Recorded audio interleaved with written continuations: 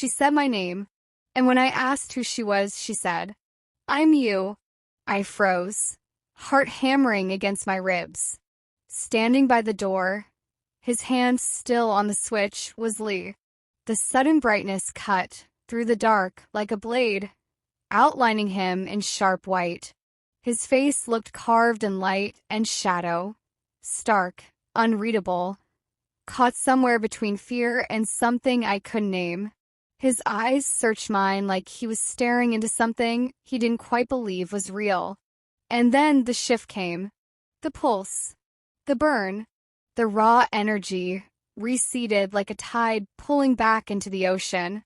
That invisible snap cracked through my chest, and suddenly the air felt colder. I peeled off the hoodie, the face mask, the gloves, every piece that reflected Chloe, until I was just Addison again. Frail, exposed, human. Lee's eyes widened slightly, and for a long second, he didn't breathe. The sharpness in his expression faded into disbelief. "Addison, you're Chloe," he said softly, the words trembling out of him, half question, half revelation. "So you're behind the mask," he whispered. His voice dropped lower. Who are you really?" I couldn't move, couldn't even blink. I felt pinned by the light, by his stare, pinned by the fact that he hadn't just seen me, he had seen her. I knew it. He breathed almost himself. I knew my instincts weren't lying. He took a small step back from the switch, like he was still trying to decide if he should stay or run. "I've been watching you, Addison," he continued, his tone careful but shaking. "Right from the first day you came here, I started watching. Not because I hate you, not because I'm some creep, but because I could feel it. You weren't normal. You're different." He paused, struggling to form the words. "It's the way you move when you think no one's looking. The way your eyes track shadows that aren't there.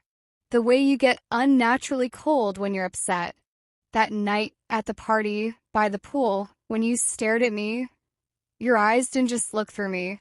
They looked past me, as if there were two pairs of eyes inside you, fighting for control." My stomach tightened.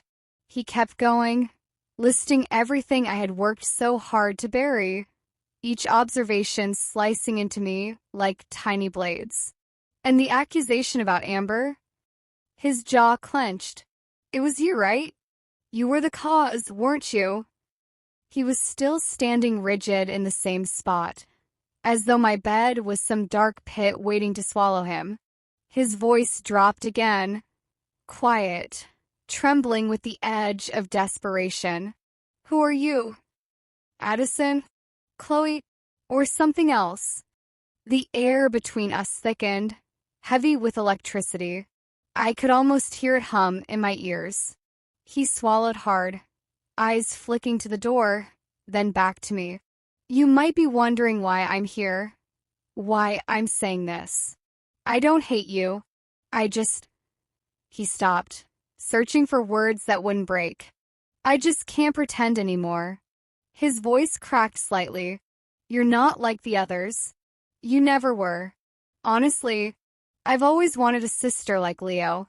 But you," he shook his head, "you're strange. And I can't keep changing who I am because of you." For a moment, all I could do was stare at him, at the fear barely hidden behind his confusion, at the anger wrapped around his worry. Then I sighed and sat down slowly on the edge of my bed. "Come here," I said quietly. He froze. "I'm not going to hurt you, Lee." His eyes darted between me and the door, the war between fear and curiosity playing out across his face. But after a moment, he walked forward, slow and cautious, until he finally sat beside me. Not too close, not too far, just enough for the silence to breathe between us. The air felt thick, the warmth of the duvet a fragile comfort in the coldness that filled the room. Then I began. "You want to know who I am?" My voice came out low, tired. I've been trying to figure that out my whole life. He said nothing. His attention was fixed completely on me. The person you saw leave earlier, I whispered. The one who moved like smoke, that's Chloe. And she's me. I grew up in the orphanage, which you already know. St. Teresa's home for children. You've probably never heard of it. It's quiet, tucked behind the hills, forgotten by everyone except the kids who never had a choice but to stay there. The memories came back in fragments. The smell of old books, the cracked walls, the endless rain. Mother Teresa, the woman who ran the place. She was kind but strict. She used to keep these big, leather-bound books filled with the histories of every child. She'd tell their stories to new visitors. For every kid, there was a file, a photograph, a name, how they came to the home, parents who died in a fire, a father who vanished, a mother who left a note. When they were left, she even remembered small things, the blanket they were wrapped in. Every child had a story. I paused, my throat tightening. Except me. Lee's gaze didn't waver. When I asked her once, she just smiled, a kind of empty, broken smile, and said, "You're special, child. Some stories aren't meant to be told yet." That's all she ever said. No birth record, no name before Addison, no date, nothing. It was like I just appeared. I felt my fingers tremble against the sheets. The other kids noticed. It made me a target. The kids would say I was a cursed child, that maybe my parents didn't want me because of what I was. Or maybe my mother made a deal with something dark, or maybe I wasn't born at all. Just created. They'd throw things, pull my hair, laugh when I cried. I gave a short, bitter laugh. Growing up there wasn't easy. It was confusing, lonely. I was timid, fragile. I cried a lot. And when the others bullied me, I just took it. I let them. I lifted my gaze, my voice quieter. When I turned 5, I started hearing things. Voices, whispering my name, sometimes faint, sometimes clear. Sometimes it came from inside me. Lee's breathing changed, slower, uncertain. I saw shadows of myself in the dark. I continued. They moved when I didn't, smiled when I cried, and when the other kids bullied me, something inside me reacted. It was like a rush, anger and fear and something else, something cold. And then strange things happened. They'd fall, scream, or get hurt. I didn't touch them, but it always came back to me. It made them say I was cursed, evil. I hugged my knees. One night, I was curled up in bed, crying, begging for it to stop. And then I heard her. A voice so clear it was almost gentle. She said my name, Addison, and when I asked who she was, she said, "I'm you." I swallowed hard. That was the first time Chloe spoke. Lee's jaw tightened, but he stayed still listening. I never wanted her. I tried to get rid of her. I prayed. I screamed. I tried everything. I thought I was possessed. But she wouldn't leave. She couldn't. Because she's part of me, born with me. She lives in me. When I turned 8, everything started to make more sense. I found a book in the orphanage library. Old, bound in red leather, the kind that smelled like dust and secrets. The words inside were faded. No title. No author. Just pages filled with symbols and words that felt familiar. Like they were calling to me. I didn't understand most of it, but when I traced them, I came to understand. They spoke of dual souls, of shadows born inside the same vessel. It talked about balance, about power, about control. That book taught me how to stop fearing her, I said. How to use what she gave me instead of letting it destroy me. Lee blinked, his expression unreadable. Eventually, I realized having a touch of demon wasn't as bad as I thought. It's what kept me alive when no one else cared if I did. It's what fought for me when I couldn't fight for myself.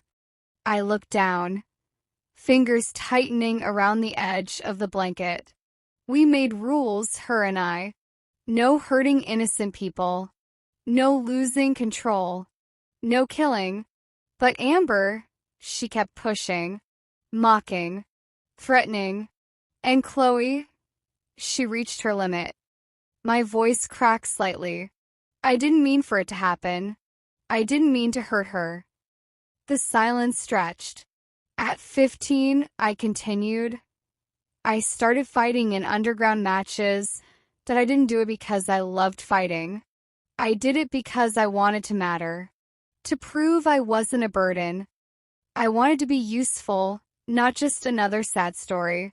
I wanted to help the orphanage, Mother Teresa, the other kids. Every time I won, I sent the money back anonymously.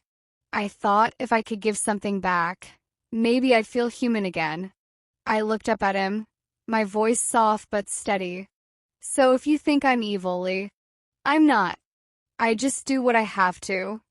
The confession hung between us like smoke, heavy, impossible to take back. I waited for him to move away, to scream, to call the police. But instead, he did something I never expected. He reached out, slowly, hesitantly, and pulled me into his arms. For a second, I froze. Then I let him. His warmth soaked through my skin, steady and real, the sound of his heartbeat anchoring me to the moment. It was quiet, too quiet, but not uncomfortable. Just two people sitting in the wreckage of something they couldn't explain. The night stretched endlessly, filled only with the hum of the city outside and the soft rhythm of shared silence. Who would have thought Lee, cold, distant, calculating Lee, could be this comforting? Maybe monsters weren't always what people thought they were. And this was the night everything started to change. I finally revealed the truth to someone. And Lee, he finally saw the shadow behind my eyes. And this is where season 1 ends. But the story is far from over. Thanks for watching The Shadow Within. Chloe, watch out for Season 2 Forbidden Ties. Like, comment, and subscribe so you don't miss the next season. Until then, keep the stories alive. To be continued.